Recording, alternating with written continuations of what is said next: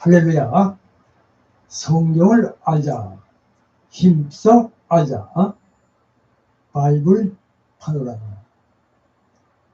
선지자의 외침, 불의에 맞서 정의를 선포하는 말씀. 이사야서, 에레미야서, 에레미야 애가, 에스겔서, 이렇게 해서 오늘은 에스겔서입니다.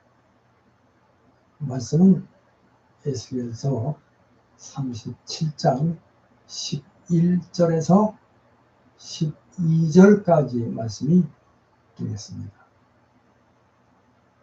말씀을 드리기 전에 먼저 제 어리스의 한 말씀을 드립니다. 할머니의 마음을 읽는 필사의 시간, 이런 제목의 내용입니다. 제 어린 시절의 한 편지에는 할머니의 대필자로 채워져 있습니다. 할머니께서 저의 고모들을 비롯한 일가 친척들에게 전하고 싶으신 말씀을 글로 옮겨 적는 것입니다. 저의 역할은 단순한 속기가 아니라 할머니의 구수를 토시 하나 틀리지 않게 받았을 대신 그 말씀 속에 담긴 깊은 뜻과 진심을 포착하며 읽기 편한 문어체로 정당하게 옮겨 적는 작업이었습니다. 그래요. 일종의 정서 통역과 같았습니다. 편지가 완성된 아침에 저희 할머니께서는 제가 직접 낭독하는 것을 들으시며 내용을 꼼꼼히 확인하셨습니다. 혹여 빠진 내용은 없는지, 어조가 적절한지 살피신 후 보충과 보완을 지시하셨고, 최종적으로 만족하시면 비로소 승인해 주셨습니다. 이 모든 과정이 끝난 편지에는 언제나 미로부터 라는 할머니의 서명이 결론을 맺었습니다. 물론 이 서명도 사실은 제가 썼습니다. 자, 다른 분은 비록 글씨가 손주인 저의 글씨임을 알았지만 그 편지는 의심할 여지 없이 할머니의 진실한 마음이 담긴 친서로 받아들였습니다. 대필자인 저의 필체를 넘어 할머니의 목소리가 온전히 살아 숨쉬는 귀한 글로 이해되었던 것입니다. 특히 저의 고모께서는 이 서신을 어머니의 분신처럼 귀하게 간직하셨습니다. 그래서 할머니가 그리울 때마다 주머니에서 꺼내 읽으시며 때로는 눈물을 훔치시고 때로는 환하게 웃으셨다는 이야기를 훗날 들었습니다. 그래요. 저의 고모에게 있어서만큼은 그 편지는 적어도 단순한 종이물지가 아니라 시 공간을 초월하여 어머니의 온기와 사랑을 전달하는 영원한 매개체였던 것입니다. 이 경험은 훗날 저에게 있어서 성경의 진리를 깨닫게 하는 통로가 되었습니다. 그래요. 성경은 인간의 눈으로 볼 수도 만질 수도 귀로 들을 수도 없는 무한하신 하나님과 그분의 뜻을 유한한 인간이라는 필자의 언어와 역사를 통해 글로 표기한 하나님의 친서입니다. 할머니의 진심이 손주인 저의 필체를 넘어 저의 고모의 가슴에 닿듯이 성경 역시 시대와 문화를 초월하는 하나님의 변치 않는 사랑과 구원의 메시지를 우리에게 전달합니다. 그 안에서 우리는 활짝이 꺾인 게 아닌 살아있는 감정과 의미를 통해 보이지 않는 하나님을 가장 현실적이고 감동적인 방법으로 만나게 됩니다. 그래요.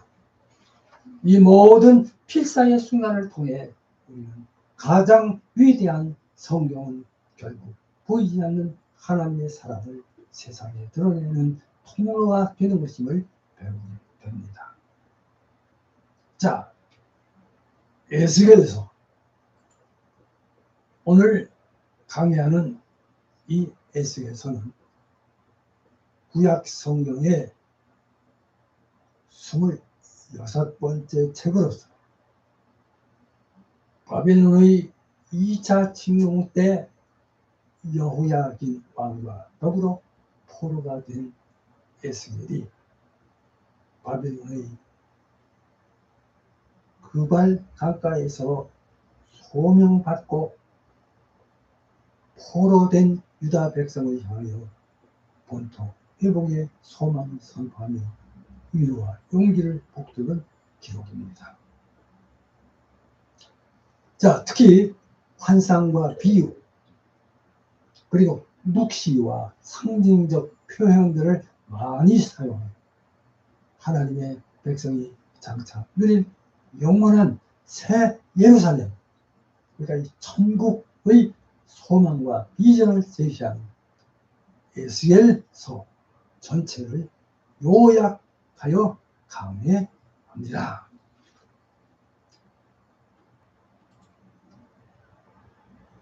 마른 뼈의 부활, 하나님의 영광과 새롭게 회복된 공동체 시작합니다. 에스겔서 37장 11절에서 12절까지의 말씀입니다. 제가 읽겠습니다. 또 내게 이르시되 인자야 이 뼈들은 이스라엘 온 족속이라. 그들이 이르기를 우리의 뼈들이 말랐고 우리의 소망이 없어졌으니 우리는 다 멸절되었다 하느니라.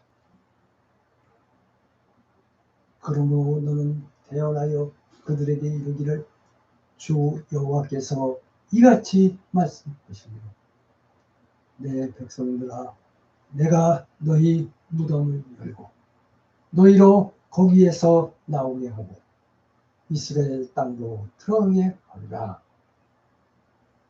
에스겔서 37장 11절에서 12절 말씀입니다. 바벨론 포로에서 본 하나님의 영광, 에스겔서 시작합니다. 여러분,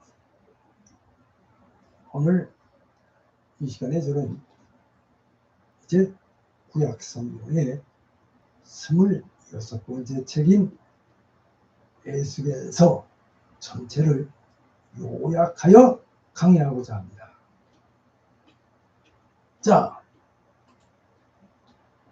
에스겔은 에레미야 선지자와 동시대에 활동했던 선지자이다. 예루살렘이 멸망하기 전에 바벨론으로 포로로 끌려가서 그곳에서 사역했습니다. 예, 그는 하나님께서 이스라엘의 죄악에 대하여 얼마나 진노하시고 심판하실지 생생한 환상과 상징적인 행동을 통해 선포했습니다.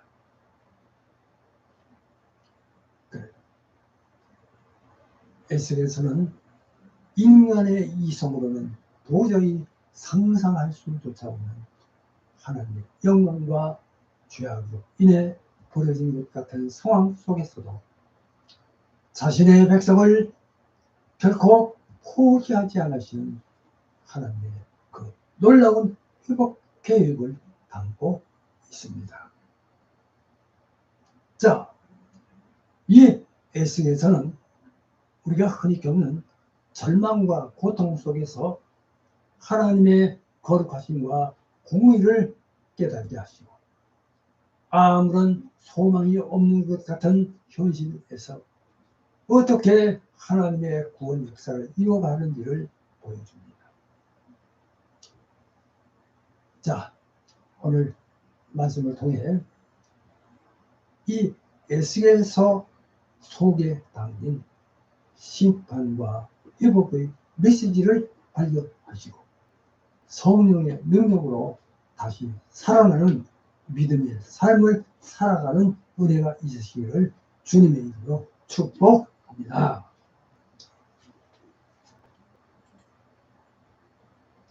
심판에서 영광으로 향하는 여정 시작합니다. 자, 지금 이 에스겔서는 그 내용에 따라 이제 크게 두 부분으로 나눌 수 있습니다. 자, 그럼 먼저 첫째로 1번입니다. 1. 심판의 예언. 이렇게 제목을 올립니다. 떠나가는 하나님의 영광. 에스겔서 1장에서 24장까지입니다. 자, 여기에 이 에스겔서의 첫 부분은 에스겔이 바벨론의 그발 강가에서 경험한 하나님의 영광스러운 보좌 환상으로 시작합니다. 자, 이 환상은 네 생물과 바퀴 그리고 그 위에 있는 하나님의 보좌로 이루어져 있습니다. 하나님의 위대하심과 주권 그리고 편재성을 상징합니다. 에스겔서 1장 참조하시기 바랍니다. 자, 이 환상은 에스겔의 선지자 사역의 기초가 됩니다. 에스겔은 이스라엘 백성, 특별히 예루살렘을 향해 심판의 메시지를 선포합니다. 그런 상징적인 행동들을 통해 유다의 멸망을 예언합니다. 자, 예를 들어 토판에 예루살렘 성을 그리고 그 모형으로 포위하는 행동. 에스겔서 4장입니다. 또 그리고 머리털을 깎아 칼로 치는 행동. 에스겔서 5장입니다. 등은 예루살렘의 멸망이 얼마나 철저하게 이루어질지를 생생하게 보여줍니다. 자, 특히 여기 이 부분에서 중요한 것은 성전에서 떠나가는 하나님의 영광에 대한 환상입니다. 에스겔서 8장에서 11장까지입니다. 자, 이제 여기 에스겔은 예, 성전에서 벌어지는 이 온갖 우상숭배와 타락한 예배 현장을 본 후, 예, 하나님의 영광이 성전 문지방을 떠나 동쪽으로 올라가는 모습을 봅니다. 자, 이는 하나님께서 이스라엘 백성의 죄악 때문에 그들을 떠나셨으며 심판이 임박했음을 의미합니다. 자, 그러나 하나님의 영광은 완전히 떠난 것이 아니라 바벨론에 있는 에스겔에게 나타나셨듯이 포로들에게 여전히 함께하고 계심을 보여줍니다. 그래요. 에스겔의 이 심판 이론은 오늘날 우리들에게 있어서도 매우 중요한 경우가 됩니다. 우리가 죄악에 물들어 형식적인 예배와 우상을 숭배하는 삶을 살 때 하나님의 영광은 우리에게서 떠나실 수 있습니다. 그래요. 우리는 에스겔처럼 하나님의 거룩하심을 마주하고 죄를 깨달아 회개해야 합니다. 자, 그러나 절망 속에서도 하나님께서는 우리를 완전히 버리시지 않으십니다. 하나님께서는 우리가 있는 곳에 함께 하십니다. 할렐루야. 자, 그 다음에 이제 두 번째입니다. 이 회복의 예언, 이렇게 제목을 올립니다. 돌아오는 하나님의 영광. 에스겔서 25장에서 48장까지입니다. 자, 여기 이 에스겔서의 후반부는 심판을 통과한 이스라엘 백성을 향한 하나님의 위로와 회복의 약속으로 가득 차 있습니다. 그러니까 이 부분의 서두는 주변 이방 민족에 대한 심판의 예언으로 시작되집니다. 자, 그 궁극적인 목적은 이스라엘이 하나님의 백성으로 다시 회복될 것임을 강조하기 위한 것입니다. 자, 이 부분에서 가장 유명한 환상이 바로 여기 마른 뼈들이 살아나는 환상입니다. 에스겔서 37장입니다. 자, 에스겔은 골짜기에 가득한 마른 뼈들을 보고 인자야, 이 뼈들이 능히 살겠느냐라는 하나님의 질문에 주 여호와여, 주께서 아시나이다, 이렇게 대답합니다. 그래요. 하나님은 에스겔에게 예언하라고 명하시고 그 예언의 말씀이 선포되자 뼈들이 서로 맞닿아 힘줄과 살이 오르고는 가죽이 덮여 살아있는 분대가 됩니다. 대문이 됩니다. 이는 소망을 잃고 완전히 멸절되었다고 생각한 이 이스라엘 민족이 하나님의 말씀과 성령의 능력으로 회복되어 완전히 다시 살아날 것이라는 매우 놀라운 약속입니다. 자, 그리고 또한 에스겔은 이제 새 성전 환상을 봅니다. 자, 에스겔서 40장에서 48절까지.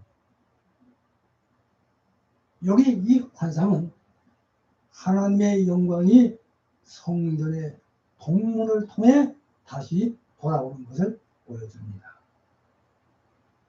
자, 그러니까 하나님께서는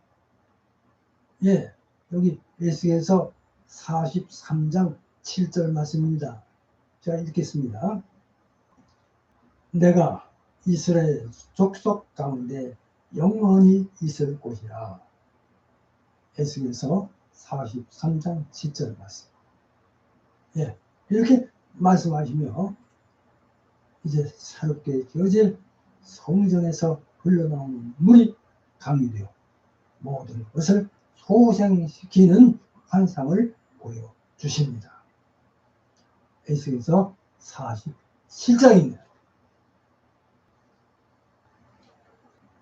자, 여기 이것은 이스라엘의 회복이 그저 단순히 물리적인 휴환을 넘어 하나님의 임재와 생명력 넘치는 성령의 역사로 이루어질 것임을 의미합니다. 그래요. 여기 이 에스겔의 이 회복 메시지는 오늘날 우리에게 큰 힘과 소망을 줍니다.